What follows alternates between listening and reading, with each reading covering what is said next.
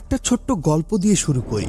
আমি ইমরান নামের একটি ছেলেকে চিনতাম। কলেজে পড়ে তেমন কিছুই ছিল না, সাদামাটা ছেলে। হঠাৎ সে ভাইরাল হলো। একটা টিকটক ভিডিও, লোক দেখছে, লোক হাসছে, শেয়ার করছে, লাইক কমেন্টে ভরে যাচ্ছে। ইমরান আনন্দে পাগল, কিন্তু এই একটা ভিডিওই তাকে বদলে দিল। সে যেন নেশায় পড়ে গেল। আরেকটা ভাইরাল করতে হবে, আরেকটা আরেকটা আরেকটা।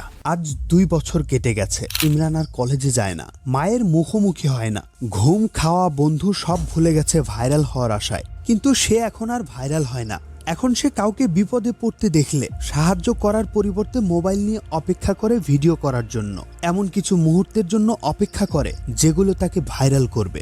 গল্পটা কাল্পনিক হলেও এমন হাজারো গল্প ছড়িয়ে আছে আমাদের মাঝে। আর এভাবেই সোশ্যাল মিডিয়ার অ্যালগোরিদম তাদের প্রত্যেকটি ক্রিয়েটরকে নিয়ন্ত্রণে রাখে। এখন প্রশ্ন আসতে পারে, কিভাবে ভাইরাল হওয়ার নেশা আমাদের মস্তিষ্কে আসক্তি তৈরি করে? প্রতিবার কেউ যখন আমাদের কন্টেন্টে লাইক দেয়, শেয়ার করে, তখন আমাদের মস্তিষ্কে ডোপামিন নামক হরমোনের নিঃসরণ ঘটে। এটা এক ধরনের পুরস্কারের অনুভূতি যোগায়।